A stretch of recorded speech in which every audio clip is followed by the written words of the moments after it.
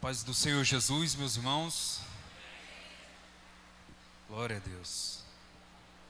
Por gentileza, convido a toda a igreja do Senhor a abrir a sua Bíblia na carta do apóstolo Paulo à igreja em Filipenses, capítulo de número 3, versículo de número 20, por gentileza.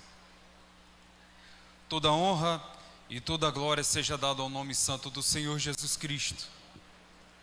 A Ele seja o poder, a força, a honra e a majestade. Ele é o primeiro e o último, o único digno de toda a honra e de toda a glória aqui nesse lugar. Digno da nossa adoração, digno da nossa gratidão, digno do nosso louvor, digno de cada um de nós venhamos a nos derramar diante da sua presença. Filipenses capítulo de número 3, versículo de número 20. Enquanto os irmãos procuram o texto bíblico, eu gostaria de agradecer a Deus. Eu quero deixar público aqui a minha gratidão a Deus por essa oportunidade de estar com os irmãos para adorarmos juntos o nosso Salvador, o nosso Redentor. Agradecer também ao nosso pastor pelo convite, mais um ano, de participar dessa série de mensagens no final do ano. E esse ano estamos estudando um pouco a respeito da graça, a maravilhosa graça. Essa graça que nos alcançou, essa graça que nos trouxe até aqui, essa graça que nos tem dado força, e essa graça misericordiosa que vai estar conosco até o dia da vinda de nosso Senhor. E eu gostaria de agradecer por essa rica oportunidade de estar aqui com os irmãos. Eu agradeço a Deus também pela vida dos irmãos, agradeço a Deus pela vida dos visitantes que aqui estão. Que Deus abençoe a vida de todos, Deus abençoe seus caminhos, Deus abençoe sua família, suas finanças, te proteja e te guarde na sua entrada e na sua saída de seu lar.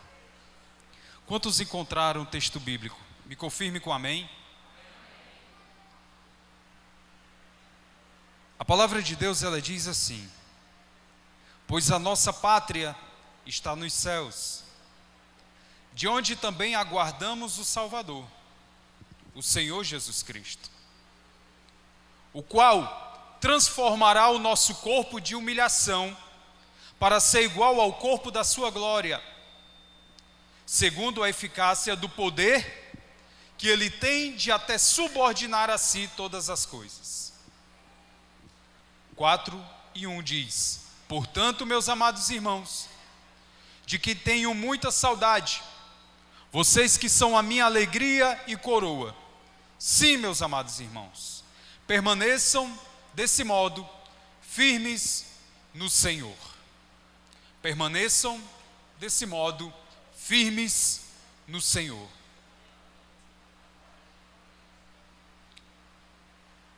Nessa noite, no decorrer dos domingos anteriores, já foi exposto para os irmãos o conceito da graça. O que é a graça? A definição de que ela é esse favor imerecido, é esse poder do nosso Deus, que foi lá onde nós estávamos no mundo, que não olhou para as nossas condições anteriores, mas que com a mão poderosa estendida, segurou nas nossas mãos e nos trouxe até aqui. E chegando aqui, essa graça misericordiosa, ela nos lavou por meio do sangue de Jesus, nos redimiu, apagou do livro das nossas obras tudo aquilo que outrora entristecia o Santo Espírito de Deus, e abriu um novo capítulo da nossa história, da nossa vida, dizendo assim: esse aqui nasceu agora e aqui começa uma nova vida para ele. E essa graça misericordiosa que foi lá fora, nos trouxe, nos lavou. E eu gostaria de falar nessa noite de uma outra faceta dessa graça, de um outro lado desse poder maravilhoso, transformador, que embora não seja visível, que embora não seja palpável, mas é totalmente sensível aos nossos corações. Nós podemos sentir o seu poder e a sua força, porque essa graça que nos dá virtude, porque essa graça que nos dá poder, porque essa graça que nos dá autoridade, porque essa graça que nos faz levantar todos os dias pela manhã e dizer obrigado, Senhor Jesus, por mais um dia que nos concede e me dá força para que eu possa continuar nos teus caminhos por mais um dia. É essa graça que te traz aqui num culto como esse, nessa noite, para que você possa renovar as tuas forças, renovar a tua fé, para que você possa continuar caminhando mais uma semana, lutando pela tua salvação. É esse poder, é essa força, que em um livro que o pastor propôs para nós estudarmos,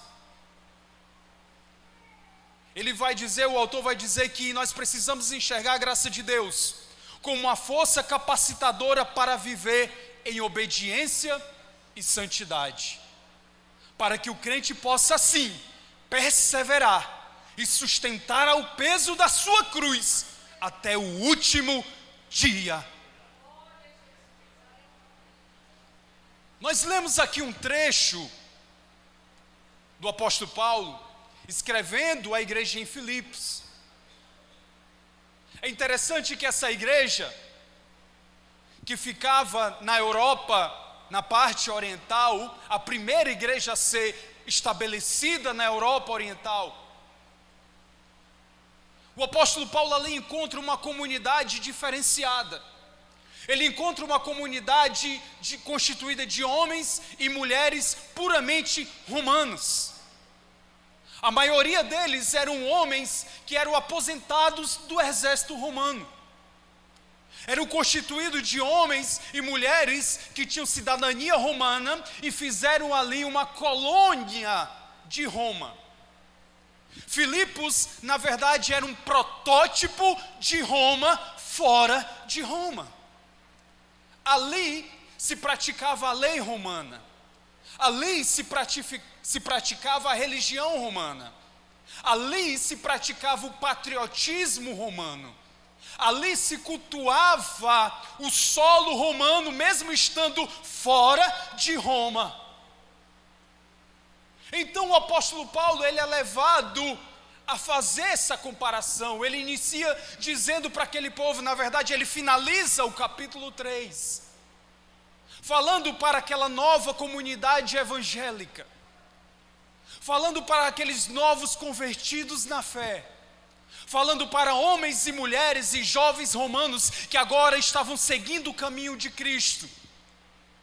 E o apóstolo Paulo traz um ensinamento dizendo para eles: tudo bem, eu entendo e sei que vocês amam a pátria de vocês, eu entendo e sei que vocês amam a cidadania romana de vocês, eu entendo que vocês têm orgulho e sentem orgulho por serem cidadãos romanos de fato e de direito.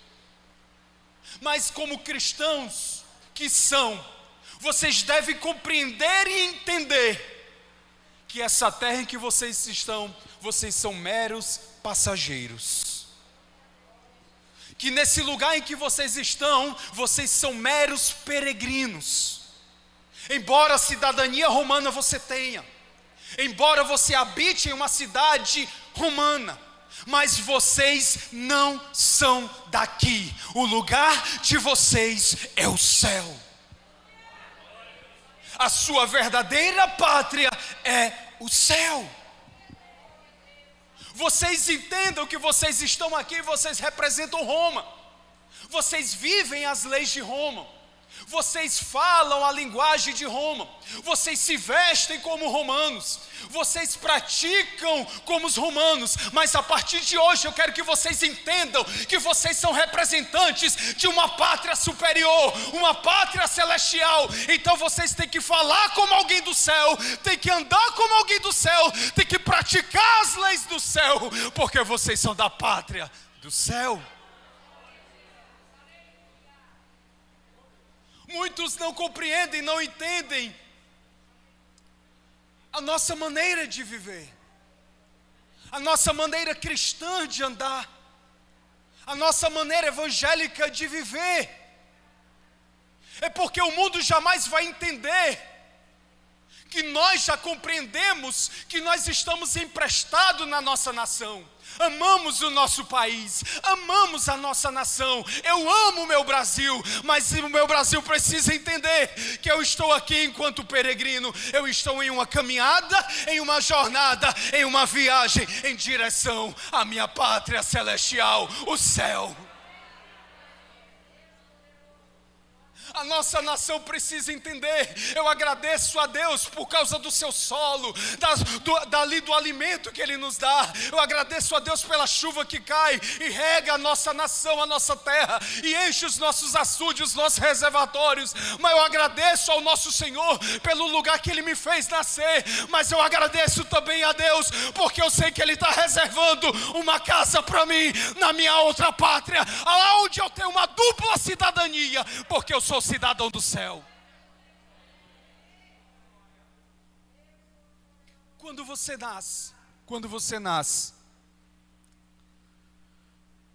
nasceu, o seu pai e a sua mãe lhe levou num cartório. E ali foi lhe dado um nome. E ali o seu nome, escolhido pelos seus pais, foi escrito no livro de registro do cartório. E ali você saiu com uma certidão de nascimento, dizendo: cidadão brasileiro, fulano ou fulana de tal. Não é à toa que o nosso Senhor Jesus, ao falar para um mestre da lei, Ele disse: aquele que quer dar a salvação precisa entender que ele tem que nascer de novo. E quando ele nasce de novo, irmão Ferreira, ele é levado no cartório do céu. E lá ele recebe também um novo nome. E lá esse novo nome é escrito no registro do céu. E esse registro, ele vai ser aberto no último dia. E o nosso Senhor vai ler o nosso nome lá. E serão abertos os livros. E foi aberto o livro da vida. E todo aquele que não foi achado inscrito no livro da vida, esse será lançado fora.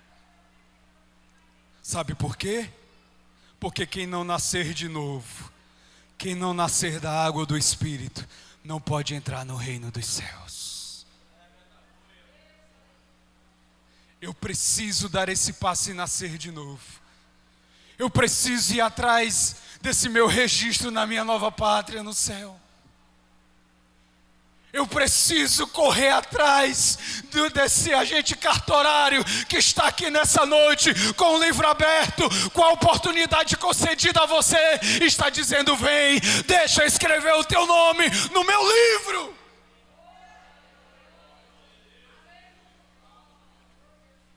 Entenda, igreja, que a nossa pátria está nos céus.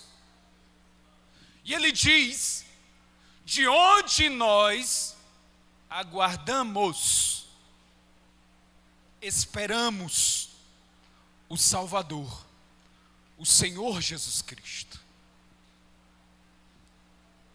A vida cristã, irmãos, nós podemos compreendê-la como uma viagem, como uma jornada.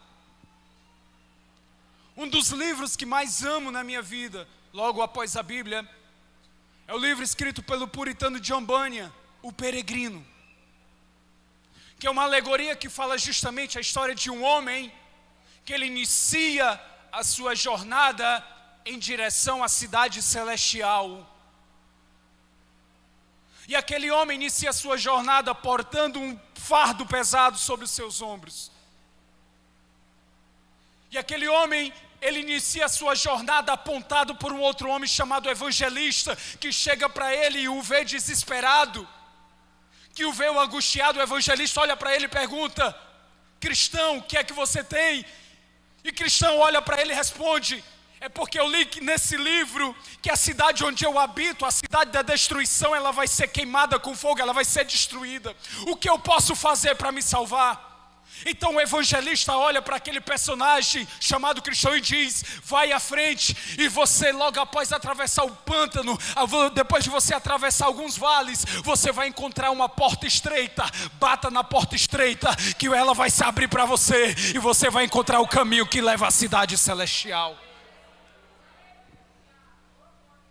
Quando eu vejo nessa alegoria essa porta estreita, quando eu vejo todos os percalços que o cristão passa nessa alegoria de Jambanya, eu trago para a minha vida cristã e para a sua vida cristã, e entendo que a vida cristã, a carreira, a jornada de um cristão, ela é composta por desafios, por lutas, por sofrimentos, por privações, por provações. Não foi à toa que o Senhor Jesus, Ele disse: quem quer vir após mim, negue-se a si mesmo e tome a sua cruz. Porque a minha eu já estou levando para o Gólgota. Cruz é sinônimo de morte, cruz é sinônimo de execução, cruz é sinônimo de renúncia. Mas ao passo também que é sinônimo de vitória, de ressurreição e de vida nova. Então nós podemos entender que a vida cristã, ela é composta de altos e baixos. Ela vive uma certa alternância no quesito ânimo, força. Ou talvez tenha passado pela cabeça de alguns dos senhores ou das senhoras aqui estão, em um dia até abandonar a cruz, em até deixar a sua cruz para trás. Quem sabe as provações da sua vida, as lutas que você tem enfrentado após ter aceitado a Cristo, tem lhe levado a refletir, de uma forma a pensar: depois que eu aceitei Jesus, as coisas têm se tornado mais difíceis para mim. Eu tenho sofrido mais perseguições no meu trabalho, eu tenho sofrido mais lutas na minha vizinhança, eu tenho passado por privações que antes eu não passava. Mas Deus te trouxe aqui nessa noite, e me trouxe para que eu e você pudéssemos entender que o Deus que te alistou, que o Deus que te convocou, que o Deus que te salvou, mediante a sua graça, é o mesmo Deus que tem te sustentado, é o mesmo Deus que tem te guardado, é o mesmo Deus que tem te dado força. Naquele momento que você diz: eu vou largar a minha cruz, e você logo escuta um refrigério no seu coração dizendo: não, não faça isso. Não largue a sua cruz, continua um pouco mais, insiste um pouco mais. Está doendo essa ferida, mas eu vou sarar. A porta está fechada, mas eu vou abrir. A enfermidade está perturbando, mas eu posso curar. A luta está grande, mas eu posso te dar a vitória. A muralha é grande, mas eu posso derrubar. O mar está na tua frente, mas eu posso abrir o mar. É a graça de Deus que não nos deixa desistir. É a graça de Deus que não nos deixa parar. É a graça de Deus que não nos deixa olhar para trás e virarmos estátua de sal. É a graça de Deus que tem nos sustentado até aqui. Você já tem 10, 15, 20, 30 anos de crente, 10 meses ou um ano, não importa. Não foi por mérito seu, não é porque você é bom, não é porque você se achou uma boa pessoa, um bom crente. É porque a graça de Deus, ela tem te sustentado até aqui.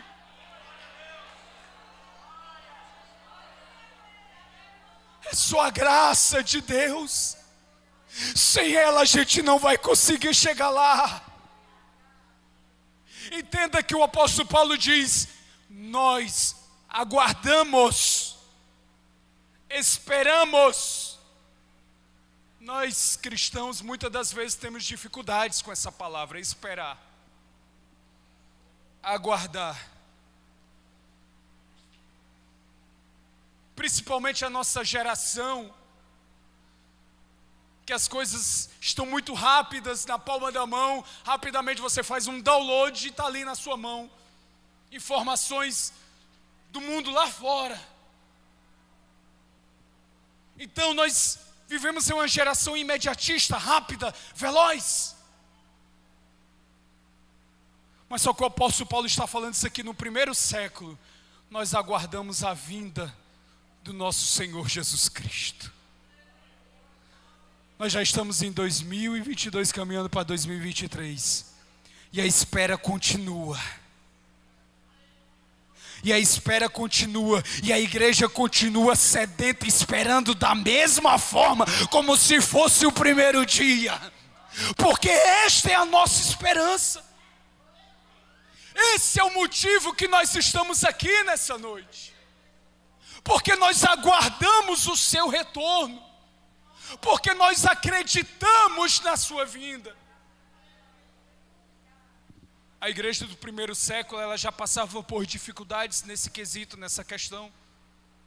O apóstolo Pedro, ele teve que escrever e dizer, lá em 2 Pedro, capítulo de número 3, ele vai dizer que nos últimos dias vão aparecer escarnecedores com zombarias, dizendo: onde está a promessa da sua vinda? Isso nós estamos falando do primeiro século. Hoje nós estamos à porta de 2023. Talvez as pessoas fiquem dizendo: rapaz, os crentes esperam. Faz tempo que eles dizem que Jesus está voltando. Faz tempo que eles falam que Jesus está vindo. Desde que sou criança eu escuto essa palavra. Mas amados, a resposta para essa pergunta é: espere um pouco mais, e o que há de vir virá e não tardará. Espere firmado no Senhor. Continua levando a tua cruz. Não pegue atalhos, continua no caminho estreito, segue tua jornada, segue a tua caminhada. Se você não está conseguindo mais correr na caminhada porque já está cansada, então começa a caminhar. Não consegue caminhar, se caiu, se arrasta, mas não para, mas não desiste, mas não desista da sua caminhada.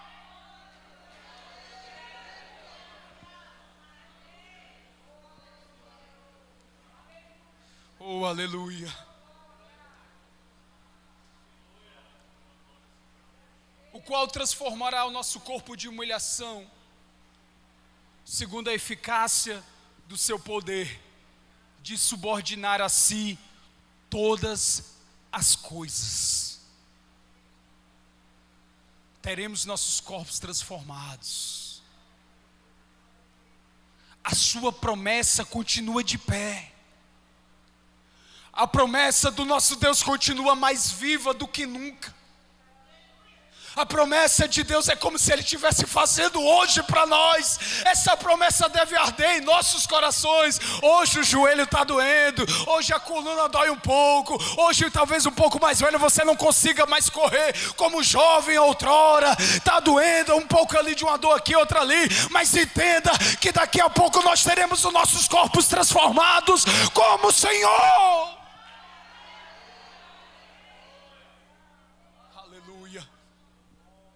Foi cantado aqui, Apocalipse capítulo 21, versículo 4.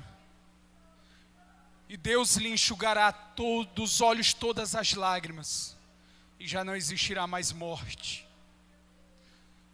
Se não existe mais morte é porque o corpo corruptível foi transformado em um corpo imortal. E já não haverá mais luto, ou seja, já não vai mais haver clima de tristeza. A tristeza vai ser esmagada junto com o inimigo. Tristeza porque as contas estão atrasadas, porque o salário atrasou da empresa. Tristeza porque uma coisa não está dando certo, porque o marido ou o filho não conseguiu um emprego nesse ano. Tristeza porque a luta está grande, a perseguição está grande. Ei, levanta a cabeça, porque hoje é noite de festa, porque o nosso Redentor vive e Ele fará nova todas as coisas. Aleluia! Aleluia! ele vai só aumentando. Não vai haver luto, não vai haver pranto e nem vai haver dor. Só vai haver alegria, canto e gozo por toda a eternidade. A igreja pode glorificar o nome do nosso Senhor. Aleluia! Aleluia! Aleluia! Aleluia! Mas como conseguiremos chegar até lá? Sozinhos não iremos conseguir. Com nossas próprias forças não conseguiremos. O apóstolo Paulo, ele inicia o capítulo 4, finalizando o capítulo 3. Ele diz: sim, meus amados. É como se ele estivesse iniciando e se lembra. Não, faltou só eu dizer uma coisa para vocês. Sim, me lembrei agora. Aquele estalo que você tem, irmão Zacarias. Faltou dizer uma coisa para vocês. Permaneçam firmes. O que é firme? O que é ser firme para o irmão? Qual o conceito de firmeza que o irmão tem? É uma coisa assim meio que fica cambaleando? Não pode ser. É uma coisa assim meio, nem é quente, nem é frio. O que é? Ser firme é ser inabalável. Está firme, está prontidão, fincado. Dali ninguém tira, dali ninguém arrasta, dali ninguém leva, dali ninguém tira, porque o Senhor é a tua rocha.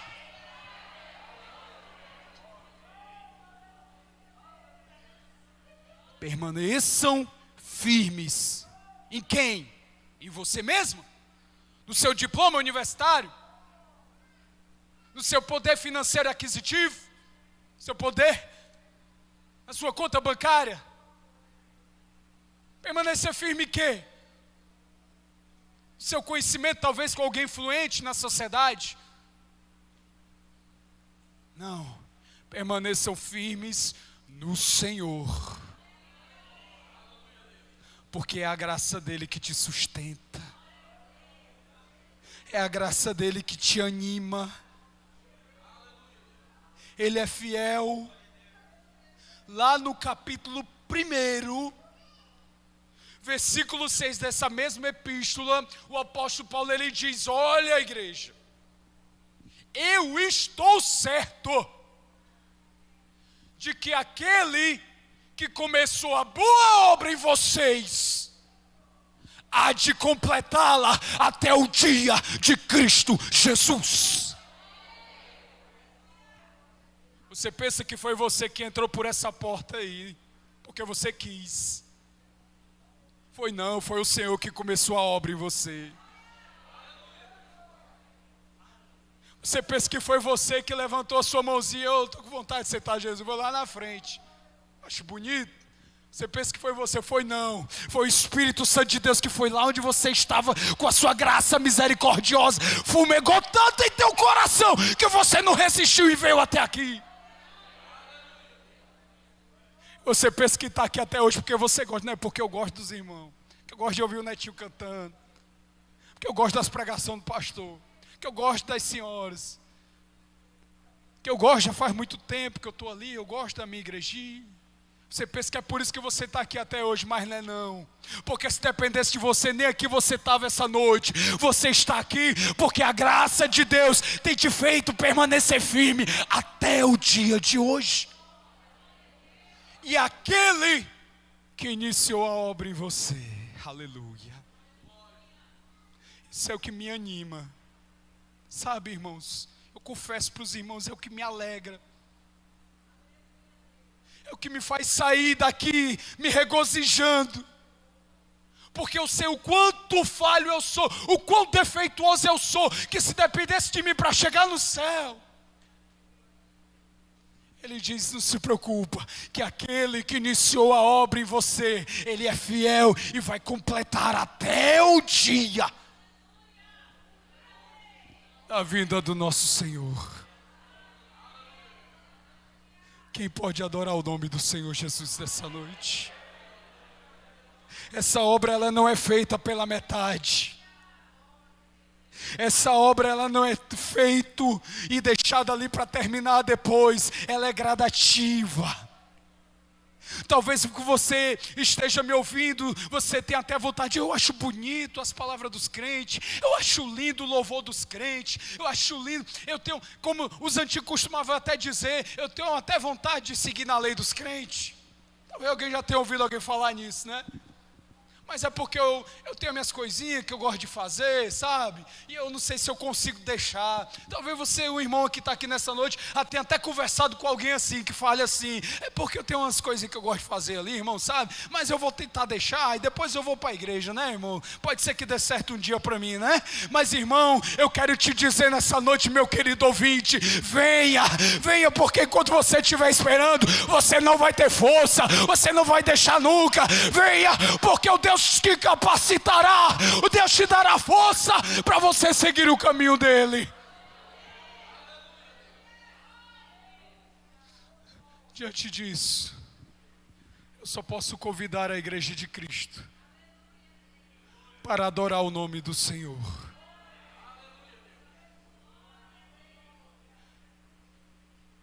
Agradecer ao Senhor. Levante a sua mão assim, por gentileza. Feche os seus olhos e agradeça ao Senhor Jesus por ter te trazido aqui nessa noite. Agradeça ao Senhor Jesus por Ele ter te sustentado até aqui. Agradeça ao Senhor Jesus porque a sua graça tem sido fiel, tem sido a tua força, tem sido o teu sustentáculo, tem sido o teu rochedo, tem sido as muralhas que tem te cercado e não tem te deixado cair.